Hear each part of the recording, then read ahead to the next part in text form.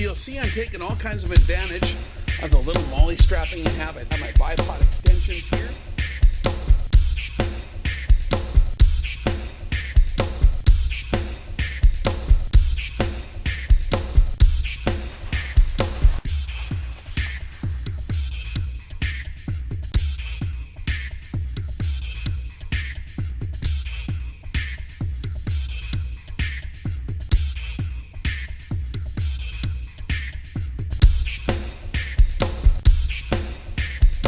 Deal, and it lights up, so you can, if I'm investigating something like that, but I don't want a huge amount of light or some minimal degree of survival and warmth. Chromic kits. This is a basic one. You can go a lot more crazy than that.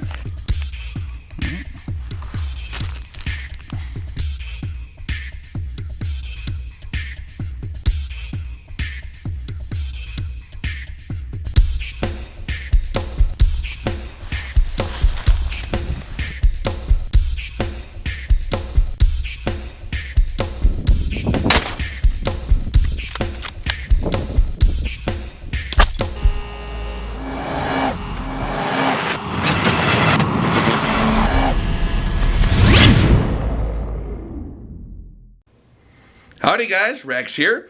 This video is the Get Out of Dodge Bug Out Bag.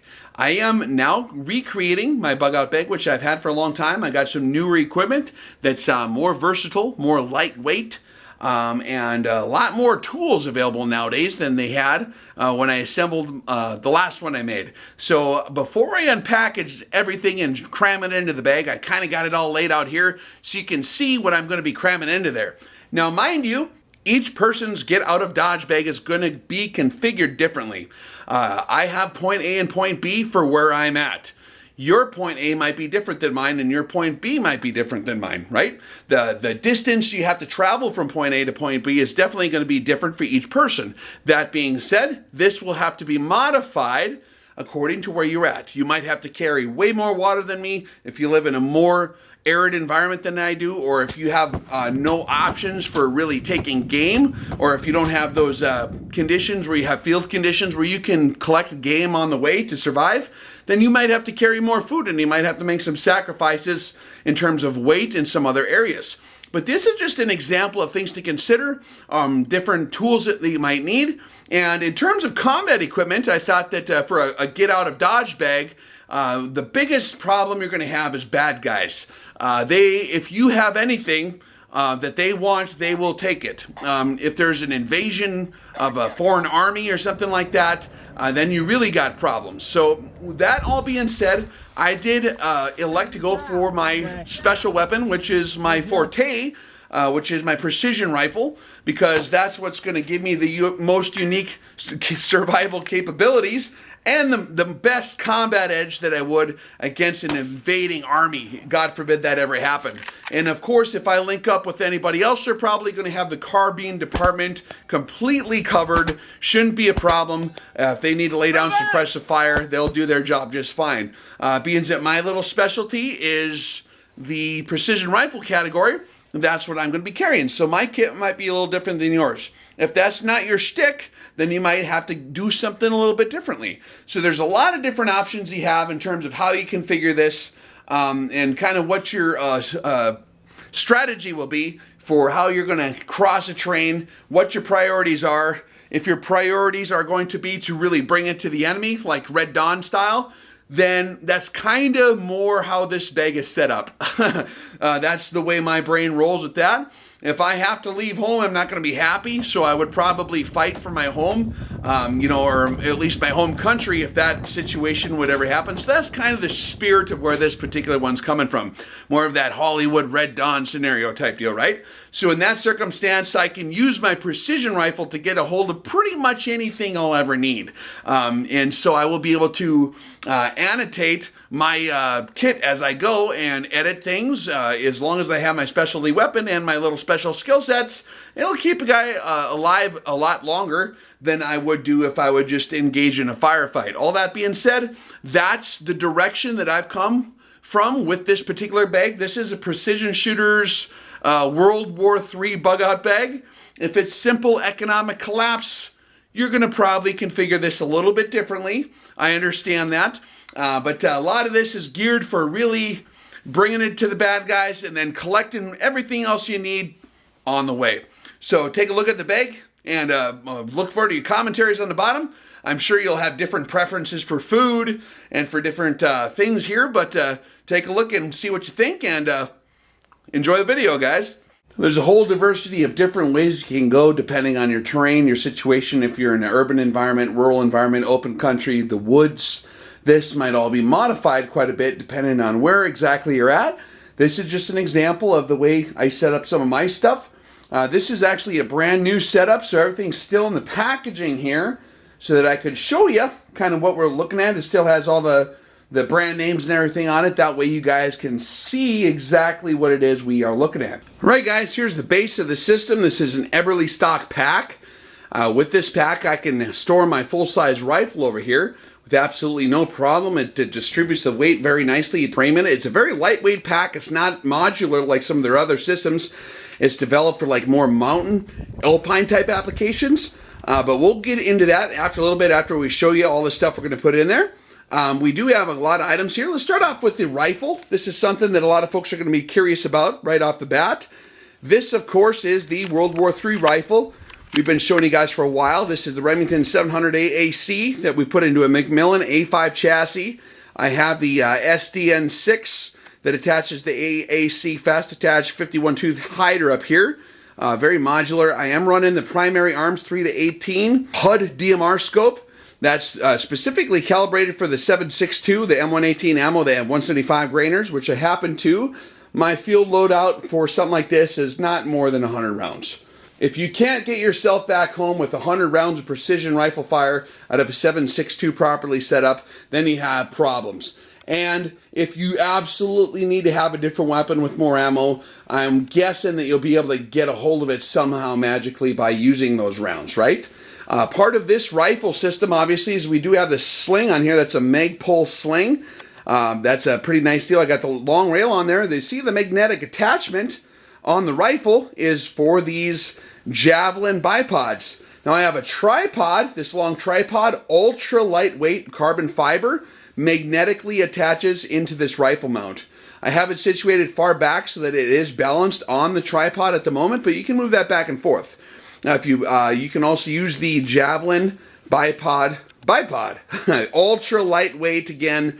Sometimes, when you're carrying all this stuff that you're going to be carrying, the ounces make pounds quick. So this is a super ultra lightweight version that's plenty steady to get off a very steady shot if you need to. Are there better bipods that are more heavy duty? Of course. But this is a very good option for a lightweight one, and there's the case for it there. We do have extendable legs for it that you can put into the bipod here in case you're laying at a downward angle that's very awkward. Sometimes you need incredibly long bipod legs if you're laying downhill at a downward angle and you're shooting across a valley. That is something that you will sometimes absolutely need to have. I do have my M22 Steiner field binoculars. These do have the reticle in them. They're good binoculars. They're very rugged, rubber-coated, of course, Steiner military series. This is a good set of binoculars. The reticle will allow you to be able to explain to someone else where a threat might be or where a certain object might be in terms of using the target reference point system, and then you can relate that in terms of mils. I got my dope book here, just a notebook with my ballistic data, and then I got analog barometer. And this is something that is kind of nice to have for long-term operations. You don't need to waste batteries on it. It'll tell you if there's weather coming in. It'll tell you your basic altitude. In terms of land navigation, it'll give you a clue of where you're at if you're using that in conjunction with your compass and map, which we'll show you in a minute. A calculator, a super cheap, ultra lightweight calculator, might actually be more help than you'd realize. There's a lot of different logistical realities that you might have to hammer out in the field. And if you don't got a pencil and paper and you don't want to do long division or multiplication, that's nice to have. These little earplugs are going to be nice for engagements that you can anticipate so that you don't waste your hearing, although we do have our suppressors here, both for the rifle and for one of the pistols. So although we are running the SDN6, it's always good to have the option of hearing protection in case you end up finding a different weapon out there on the battlefield. Let's say you find like a PKM machine gun, all of a sudden you might need that hearing protection, even though you're set up with your silencers, right? Now I'm just going to stuff those in between other things. It's actually going to be used as silencing some of my more rattly objects, like some of my fishing tackle and stuff like that. I'm going to shove that in the cracks and weird places so where I have it available, but it's not wasting space. But it can be used for multiple reasons. And we can come back over here. This right here will feed you for a long time. That's the Ruger Mark IV. That's their 2245 pistol. It's actually very lightweight. We'll do a full review on this pretty soon. It's threaded on the front. You can throw your can on there. It's got a rail on top. I'm actually thinking I'm going to put a reflex sight on there, or my 4-power pistol scope.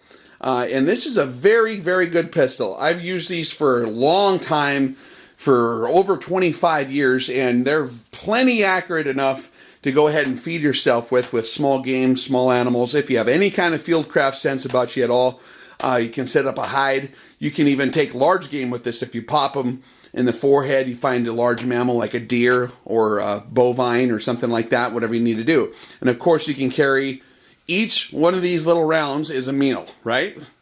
If you know how to use this thing.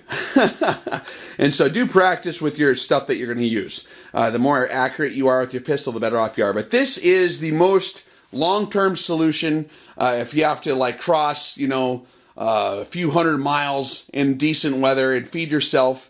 This is going to get you a heck of a lot more food than you could ever carry. This is the most lightweight food option there is. In the right hands, of course. Okay, we do have our trauma kit here. I got a ventilated operator's kit. I actually got this from Tactical Response. It's got your basic stuff you would need for something horrible if it were to happen. It kind of gets you survived, at least for the time being.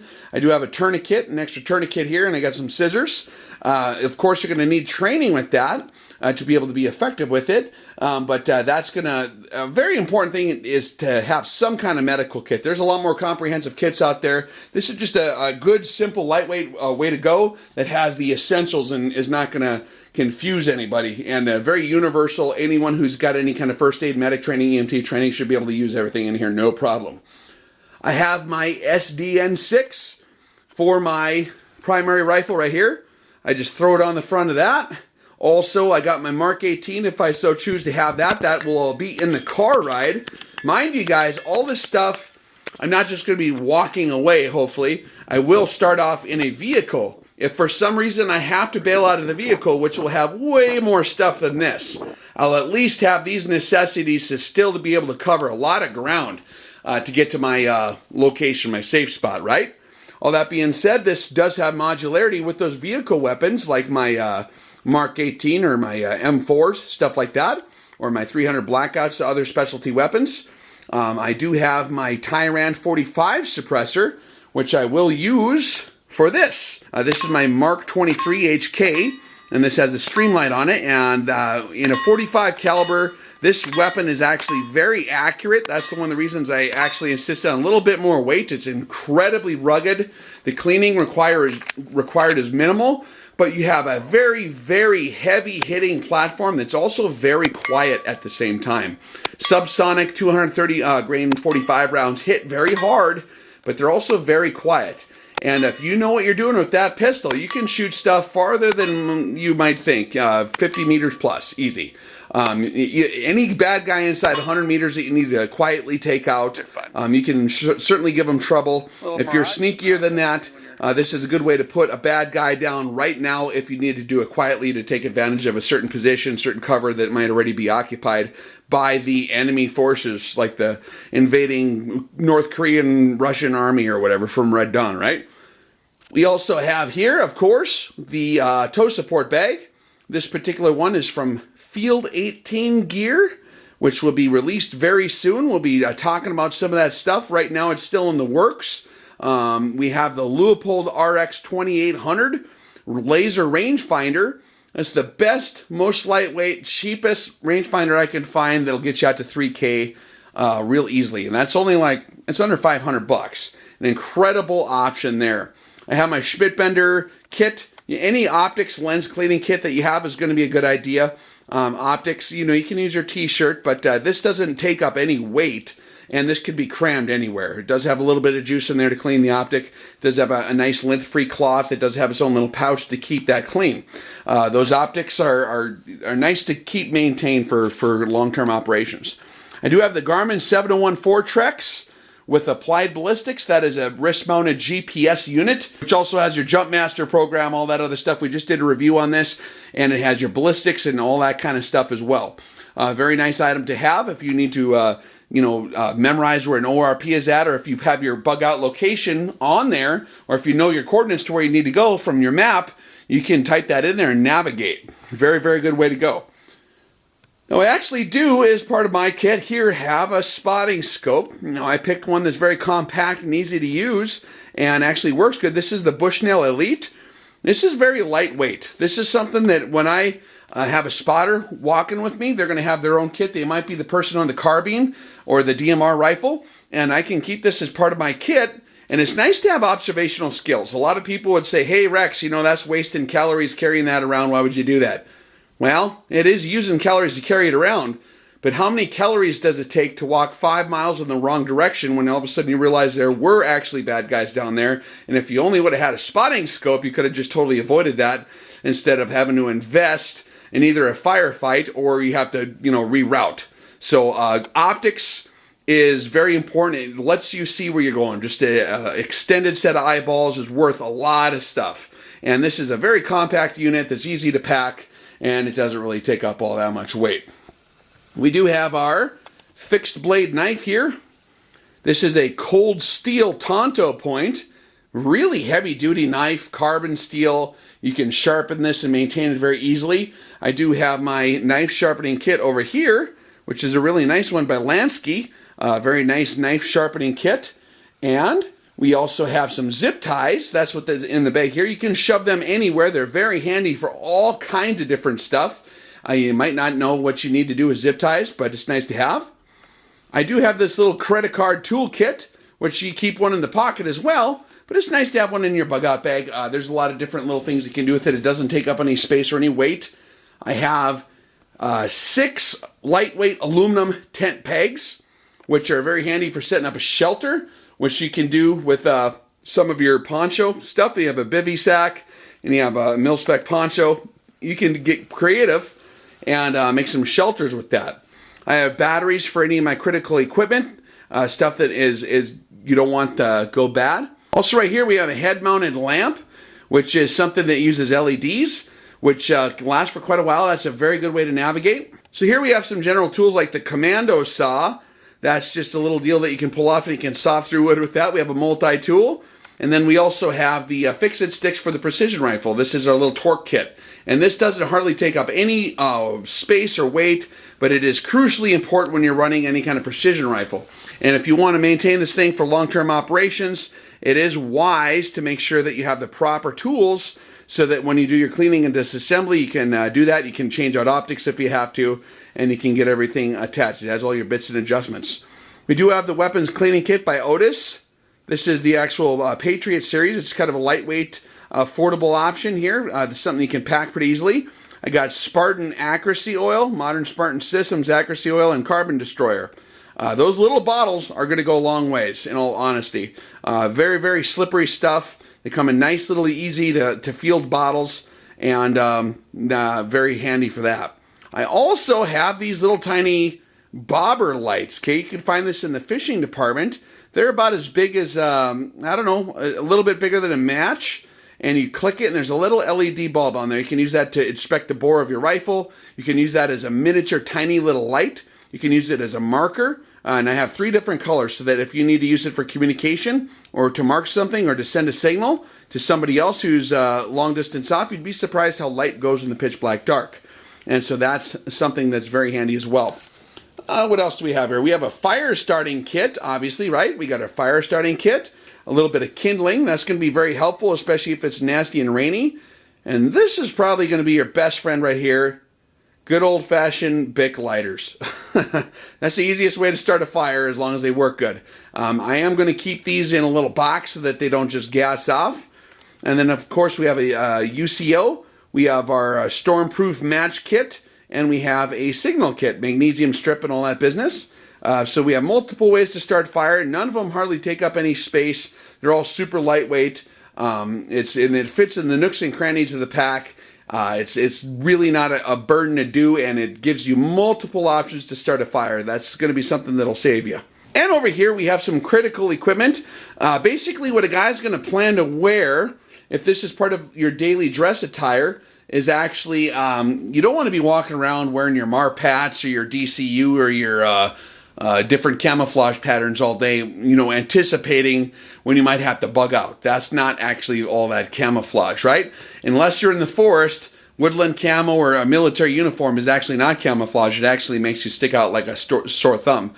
So if you wear dark gray clothing, tan clothing, khakis, or even brown or tan flannels, flannel shirts were actually intended to be camouflage back in the day, like back when they used to wear flannel as camouflage. That's what it is originally developed as.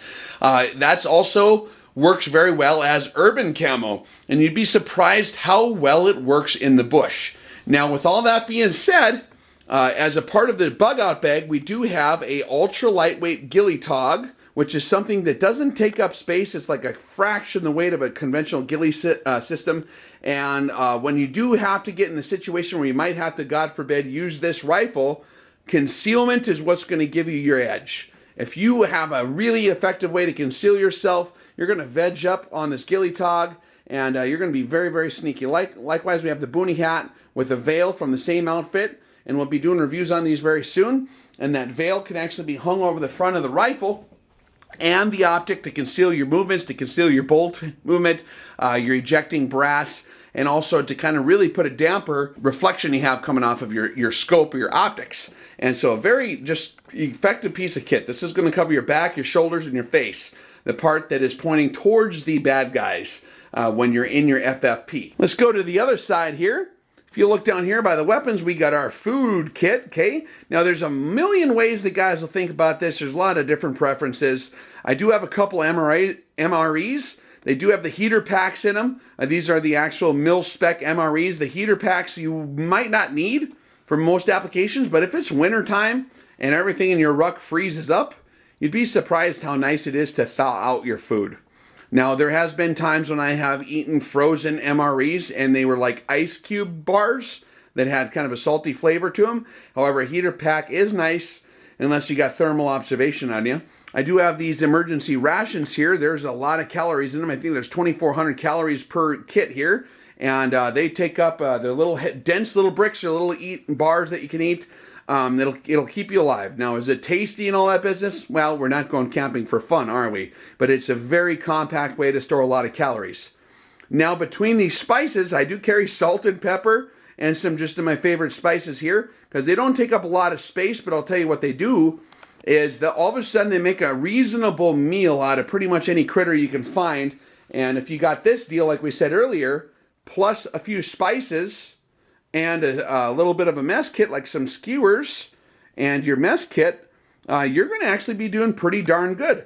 And you can feed yourself and your family like a king for quite a while. Spices are a great idea to carry around. If it's a longer trip you're going to go on, that's going to be worth its weight in gold anyways. You never know if you get hung up for the winter, if someone gets injured for a while and you have to hold up for a certain amount of time, you will be taking game probably to feed someone. If you do have to limit your mobility, you might get snowed in. There might be stormy weather. It might be too dangerous. So you might have to wait for the enemy to get out of the way.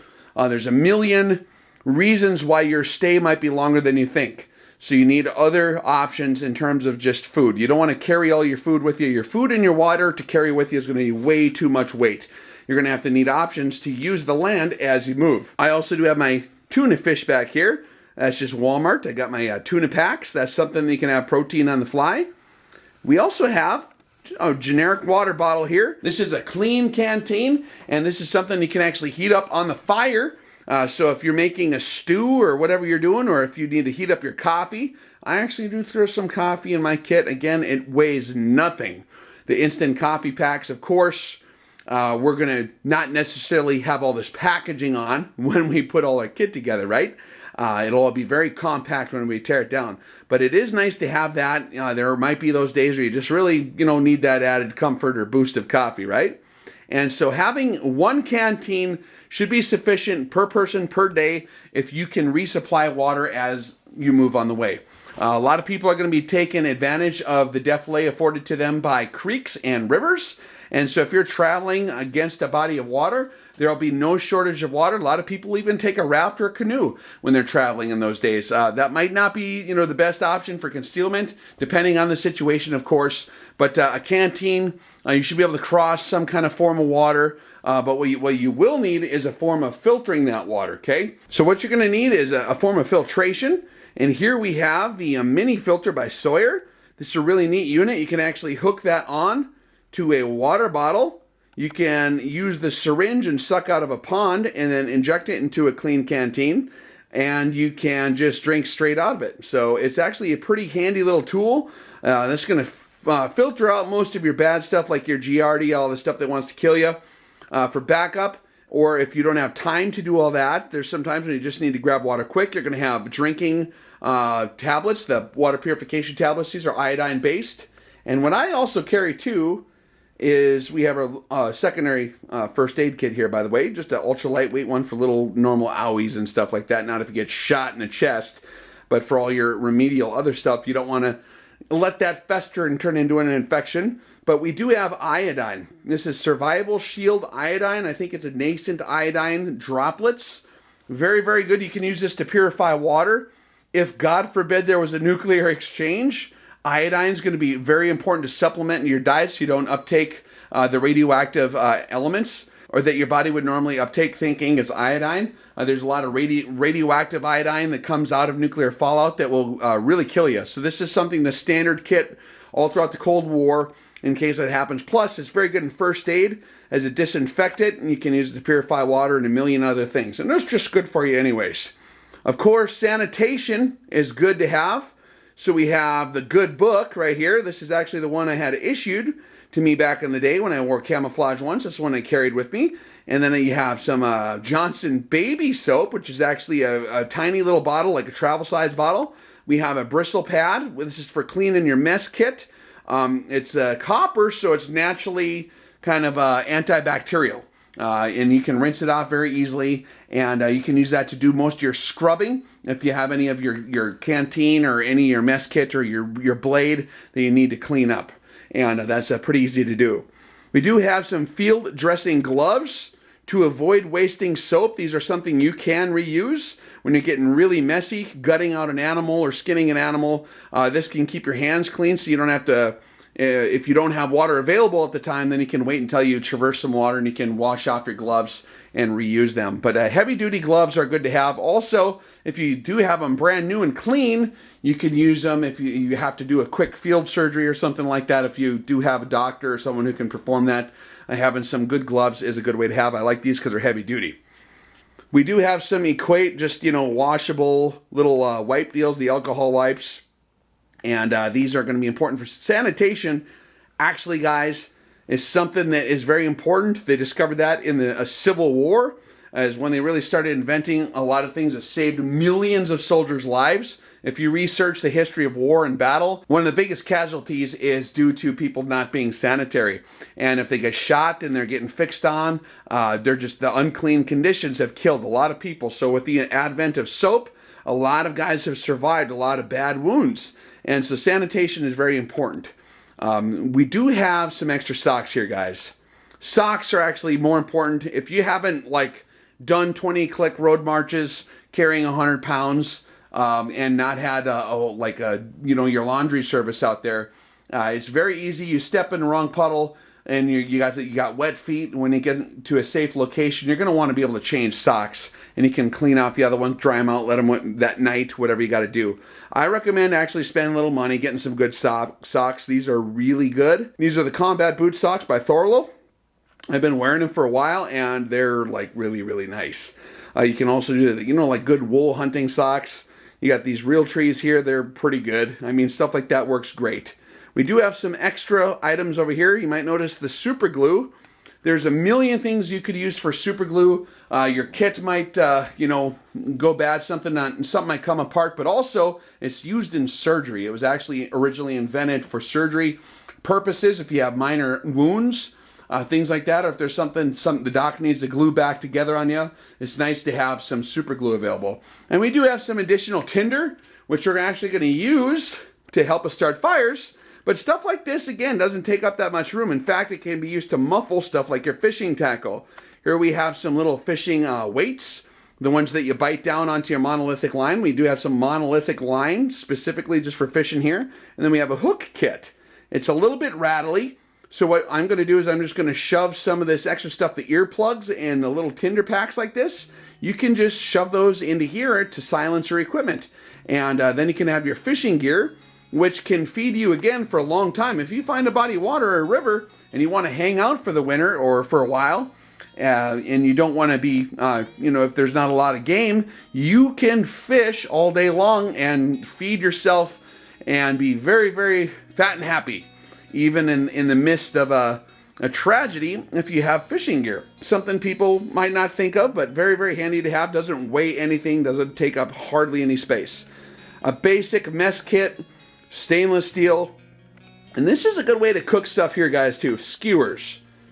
Instead of lugging around a barbecue grill out there or a camp stove or pots and pans in the field, which is really, really heavy, if you got some skewers, you can kill an animal, you can kill some fish, and actually in cooler conditions especially, that meat might actually be good for a while, especially if you plan on cooking it later.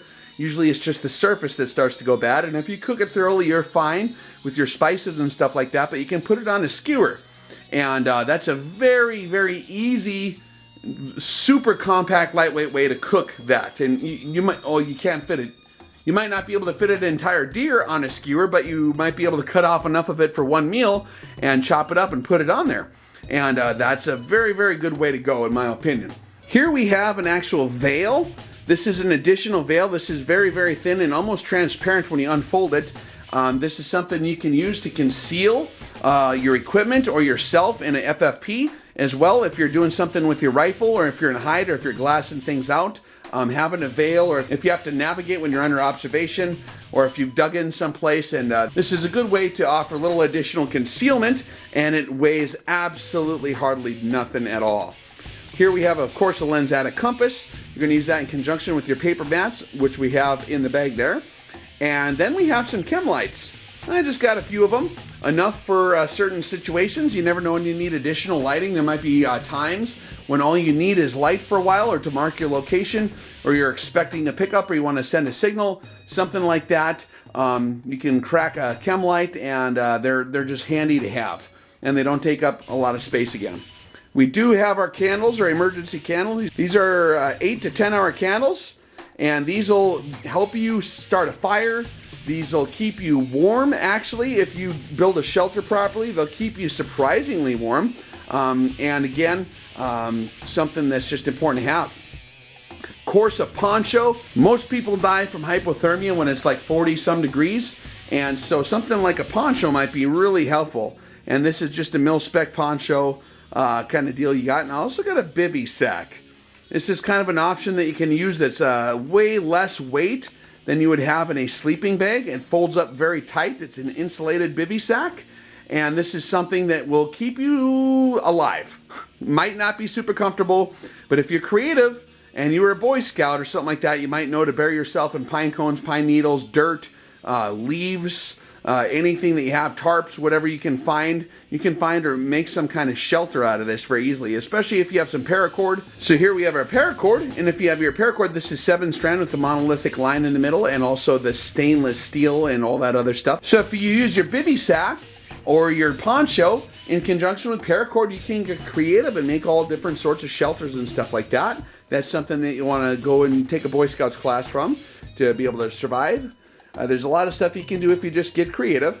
Also, we have a couple of space blankets. This is something you can use underneath all that. I know it is shiny. Shiny ain't good for concealment, but if you're underneath something that isn't shiny, and you can use this inside your bivy sack and stay pretty darn incredibly warm. Very, very good, super lightweight way to survive. And we have an additional small poncho here for a companion you might pick up along the way, or someone who might be coming with you if they forgot theirs, or if they didn't have the foresight to have a poncho, or if yours gets tore up, or if you're using yours as a shelter for something and you need an additional one. That's just a little emergency poncho, nothing fancy. but it is very small and lightweight. And then we have a shema. And that's actually, this is actually a pretty large piece of cloth that I have here. Universally handy item. Wipe off your hands. You can do a lot of things like filter your water with it before, as a pre-filter to get all the sticks and algae and floaters out of the water. If you got a real nasty mud puddle you're going to be drinking out of, and then you can run that through your filter to save your filter some time. And you can use it as a scarf, insulation, all kinds of different things, swaddling clothes, whatever you need to do. There's a million things that's just handy for to keep in your bag. And we'll show you how this all fits together in the bag after a bit. But first we wanted to give you a first glimpse on all the contents of the bug out kit. And this is something that you probably, depending on where you're at, you might not be able to store this in the vehicle during the winter, obviously, because it is going to freeze. Stuff that shouldn't be frozen. So this is something you can keep handy. You can keep your weapon and your ammo, everything ready to rock and roll on the kit. All you have to do is grab it and go. This is not meant to be a long-term, permanent survival option, although you have a hell of a lot better start than a caveman would. So if you did have to rebuild society all by yourself and you had these tools, you'd be a lot better off than you would with a stick and a rock. So there's no reason this shouldn't get you in the position to where you can get a lot more stuff. Of course, if it is a true collapse of Western civilization or World War III type scenario, you can always, collect supplies in other ways. So that's something that you need to think of as well. You don't necessarily have to carry everything with you, but you do need the tools to get what you need. That includes weapons and ways of getting game and ways of fishing and maybe being a little more self-sustainable and just staying alive.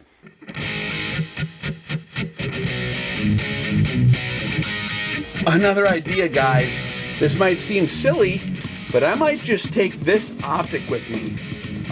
If I ever did all of a sudden run out of rifle ammo for the primary system, or if I wanted to equip some other people as designated marksmen in a hurry, there's going to be a lot of platforms using the 5.56 probably laying around at that point. And the addition of something like this, especially with the ACSS Reticle, can make any novice shooter into a very effective combat marksman out to 500 or 600 yards in short order, with a little bit of training. And if I need the rifle myself, or if I need a little more firepower, if I need that added designated marksman rifle in a certain position I get myself into, just having this in the bag is nothing really all that extra, but it will give me the option to use existing other platforms that I pick up across the way very effectively, because this is a scope with a reticle that I know very well and is very effective in the field. So I just might take this with me and I can throw this on any flat top rifle that I might see laying around.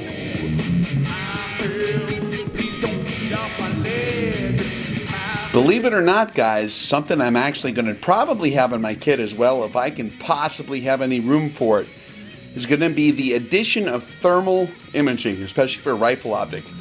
Something like this, we've been showing you earlier. This is going to give me deadly effectiveness out to a few hundred yards. You can actually see very good, and you can shoot out to 1,000 with this. This is the Pulsar XP50. But any bad guys that are going to want to start some stuff are going to have a heck of a bad time. Plus, if I'm in open terrain, or if I need to see what's going on for the next hump of the journey, I can just take a quick glance at this. The batteries last a long time. You can store up extra batteries, and you can get a recharging kit for this as well. So you can recharge either in the field, off of other charging equipment, whatever, store extra batteries. But the serviceability of this is a long time. It's very heavy duty, something that I would actually take, because this will give me such a tremendous edge over a first world enemy, like foreign invading troops or something, that this is actually going to be worth carrying around. It does weigh a little bit, it does take up a little bit of space, but I would see this as that piece of equipment that will really make you dominate. And of course, one item you need is a mounter to make sure that you can get small animals. Do not step on it, for it'll rip off your... You really thought you'd get away with it, big guy?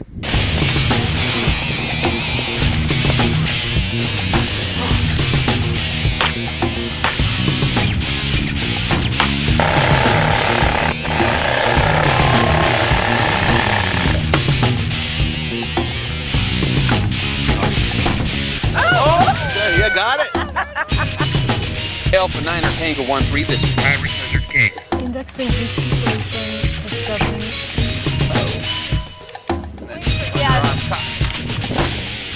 What in the hell are you holding? It's not sure. It's an MP49, it's a saw.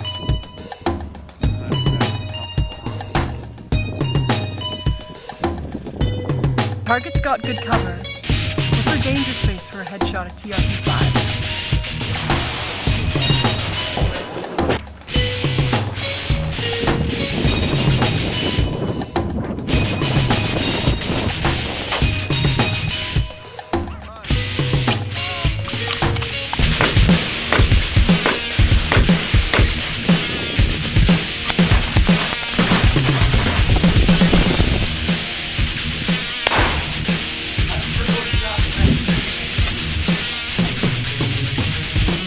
Hi, Mom.